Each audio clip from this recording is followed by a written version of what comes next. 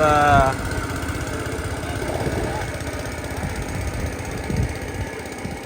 เอารถขามพี่น้อง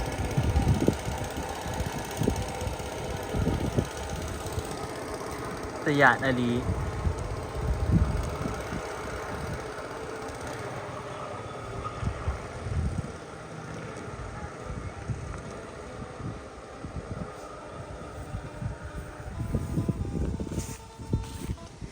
เดี๋ยวมาอัปเดตน้ำให้เบิ่งพี่น้อง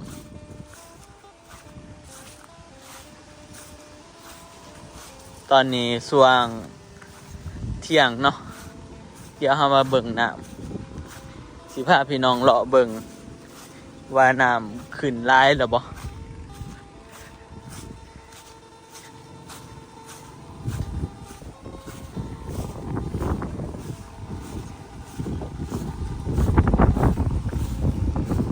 โอ้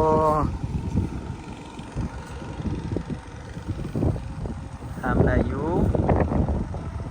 ทำอะไรคนขับมันเสียน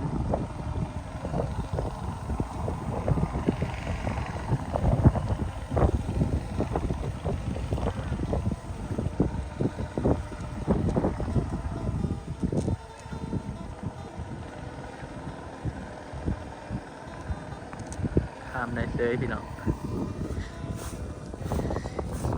คิดว่ามันสิตกทาลุงอันนี้ขึ้นร้ายกว่าเก่าได้พี่น้องเสานี้ยังมาทันเต็มทำหนิติหรือว่าบก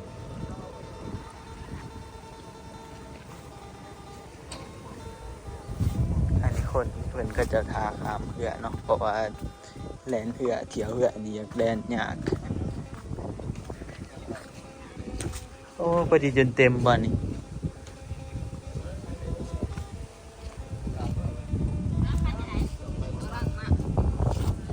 ไผ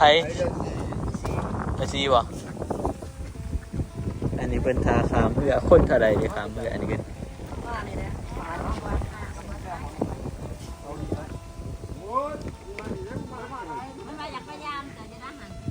เขาขามคนเท่าไหร่นี่รถจักรคัน50โอ้วันนี้30นี่ก็คัน50โอ้มันสิเอาขามบ่นี่รถบักป้อไอ้นี่เนาะ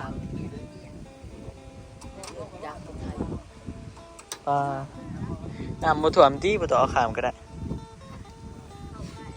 ฮะเอาบ่ได้เด้กูเว้าอยู่ดิหานี่ณถ้าสารคามมีท่วมไม่ใส่กูว่าบางอย่างคือจังท่านท่วมท่านท่วมตอนกูมาเมื่อเช้านี้อันนี้คนพาขามเพื่อพี่น้องไปอันนั้นปะย่างไปเบิ่งท่าหลวงปะไปปะส่วนไปก่อนว่ามันใหญ่กินใช้หนึ่งใหญ่โอ้ไปเอิ้นบักเสือมาดินเด้อเดี๋ยวสิพาพี่น้องย่างเบิ่งเนาะพี่น้องบรรยากาศอยู่หมู่บ้านตั้งหลานเนาะเพราะว่าช่วงนี้ก็อาจสิวุ่นๆแน่เนาะคนก็สิเก็บเครื่องเก็บของนำพี่น้องรถถอกรถไถนี่ก็โอ้ย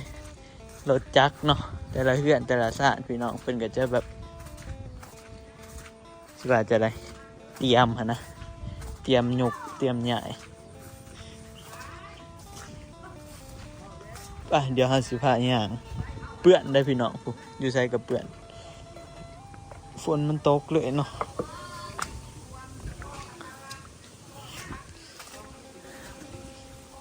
โอ้มีคนเก็บพืชอีกพี่น้อง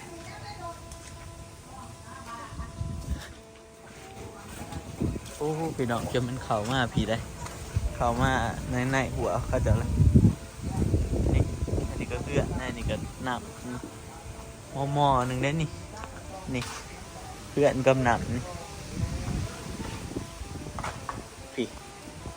มันสิเริ่มไล่เขามาเลยยังอีกจังหน่อยโอ้อยู่นี่แหงหม้อปลาทุกแสดงว่าน้ำนี่ก็มาใบเติมเนาะไม่ได้ใส่เบ็ดโบบีว่าหาใส่เบ็ด มองก็บ่ได้ใส่บ่โอ้ปีนี้ปีผาดเท่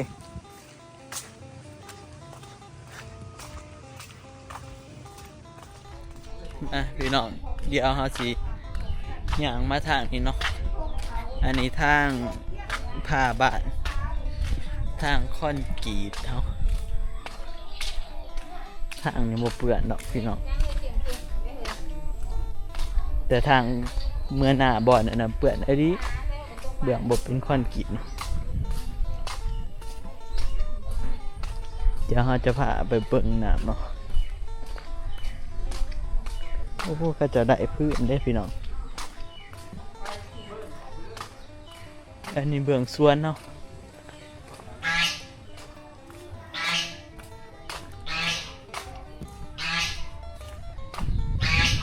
ห่านอยู่ในพี่น้องไปเบิ่งแถวน้ำไหลเขาเนาะนี่พี่น้องอันนี้แถวท่าหลวงเนาะแถวท่า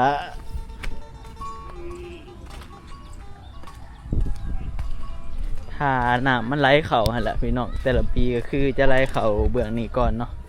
ทางนี่โอ้อยากให้ว้าวท่วมเปื่อนคักขนาดใส่เกือบย่างก็บ่ได้พี่น้องมีเล็กน้อยดินน้ำมาจากอยู่ฮะ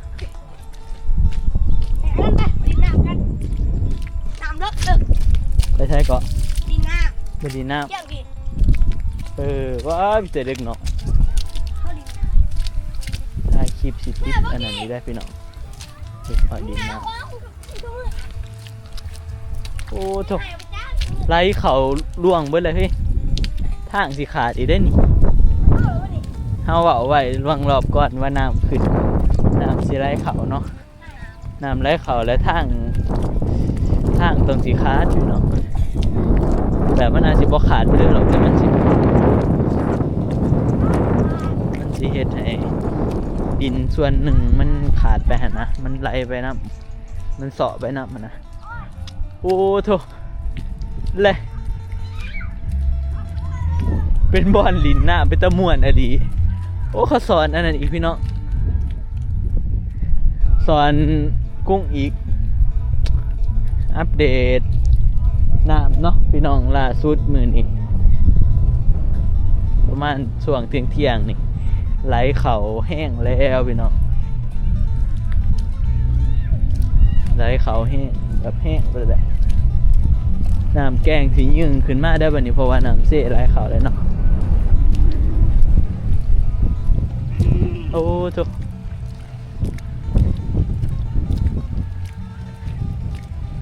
มาหาสอนนี่ก็ได้เลยนี่พี่น้องเอาอันนั้นมาสอนเนาะ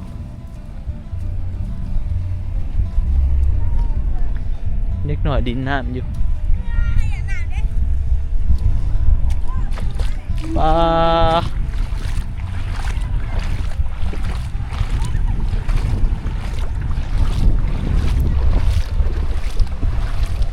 น้ำเซ่ไหลเขาพี่น้องเฮ้ยเขาจะสอนอยู่ได้นี่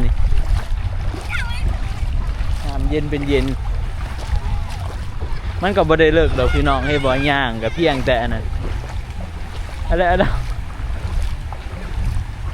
ย่างกับเพียงแต่นี่นะเพียงแต่หนาแข็งย่างไปที่ผูกย่างกับเพียงแต่หนาแข็งพี่น้องโอ้ทางเหตุที่มันโยดมันเสาะดูบางที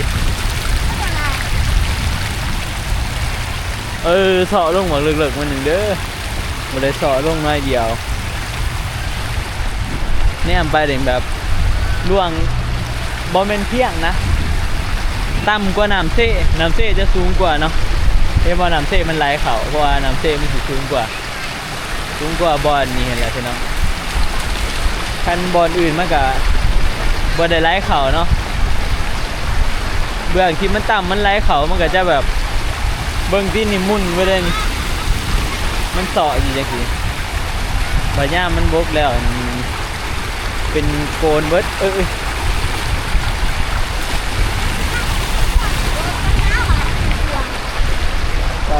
พี่น้องแนมไปแบบเป็นตะยานนะผู้ใดที่เพิ่นย่านน้ำเพิ่นบริการมาย่างได้แน่นอน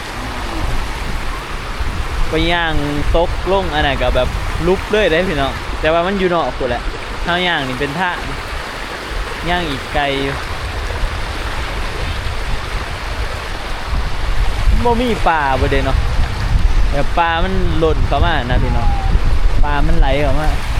พูดมันจะไหลลงไปรุมเลยเนาะแล้วก็มันสิไปเป็นน้ำแกงไปเป็นน้ำแกงแล้วมันสิเฮ็ดให้กูเฮ็ดให้มันไหลขึ้นพุ่นแหละ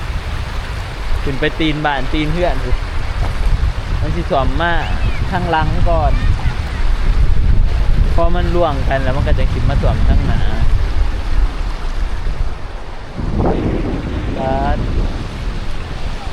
บรรยากาศเนาะเป็นพ่อดินแข็งดินอันนั้นสอบไปเบิดเลย ต้มกูปีไปกูปีเนาะ แม่เห็นว่าพี่น้องมันเดือแต่ดินที่มันแข็งแข็งนี่เดือแต่ดินตัวเป็นดินดากเด้อ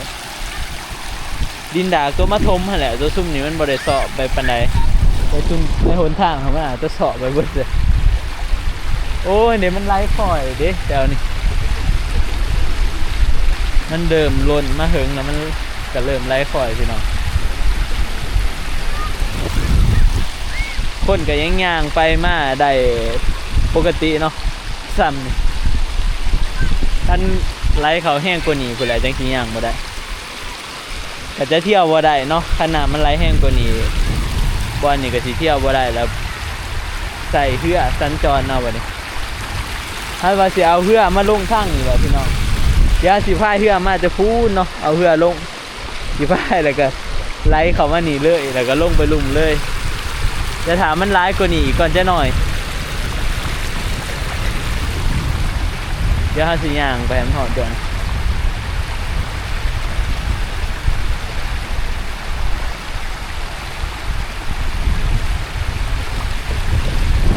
จะหน่อยกับเขาเหี้ยนนั่น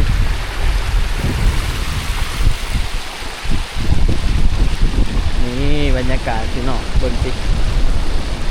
แดดเลยเด้ไม่แน่เนาะ โอ้ไฟดิเกือบลบเมื่อกี้นี่ว้าพี่น้องจริงหน่อยคนจะยังย่างอยู่เลยย่างไปย่างมาอยู่โอ้ปดเกือบไปนี่อีกเลยพยานเกือบไล่ไปอีกเลยเกือบไปเลยดิ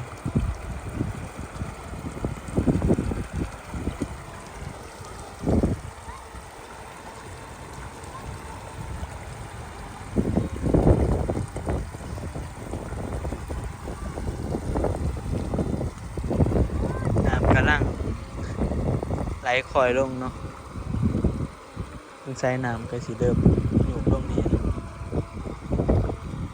ปูเห็นบ่น้ำแกงท่ามันล่วงกันเบิดเลยดิ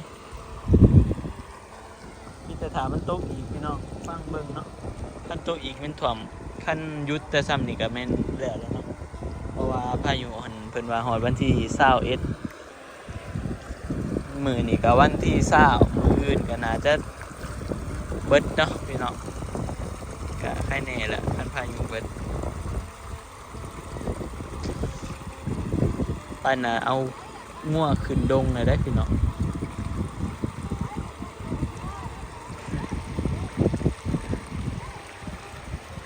คือเถา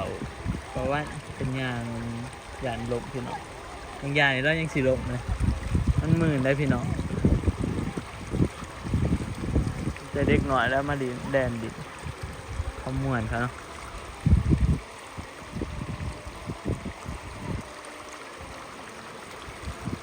นี่แหละพี่น้องบรรยากาศเนาะอัปเดตน้ำมือนี้กะประมาณว่าท่านได้ท่วมแต่ว่าเริ่มไล่เขาแล้วปีนี้กับปี2026เนาะพี่น้องท่านมันท่วมปีนี้กับน้ำท่วมปี2026ที่มันท่วมแห้งๆหันแต่ปี2019คือแหละท่วมหอดปงเอี้ยงแห้งกว่าหมู่เนาะในรอบ ในรอบหลายปีหั่นนะหอบนั้นมันท่วมหอดปองเยี่ยมจนได้อพยพพี่น้อง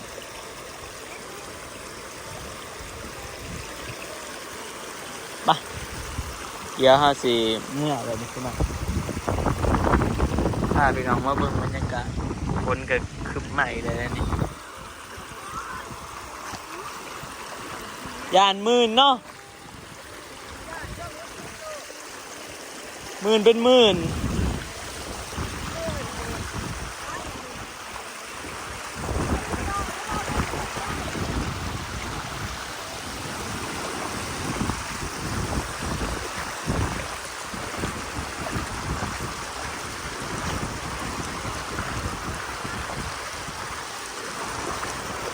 ไปพี่น้องเดี๋ยวเฮาเมื่อกันเนาะรถจักรอย่างยังไปได้อยู่ได้นี่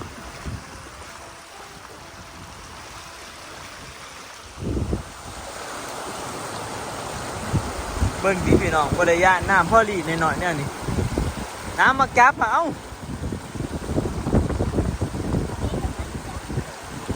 อะไรอ๋อโอ้แต่เป็นเก่งก็มู่เลยนะพี่น้องในบ้านระยะน้ำได้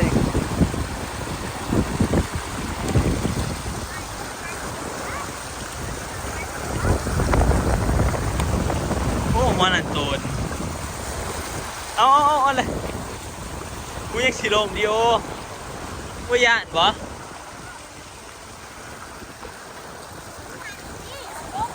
ม่วนเซยเนาะอยากให้น้ำท่วมโอ้อยากให้น้ำท่วมเพราะว่าเว้าคักกะลี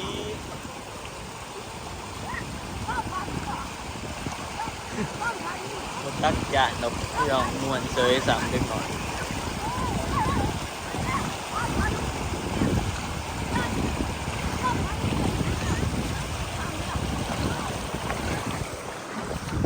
โอ้มาอีกเลยเฮ้ย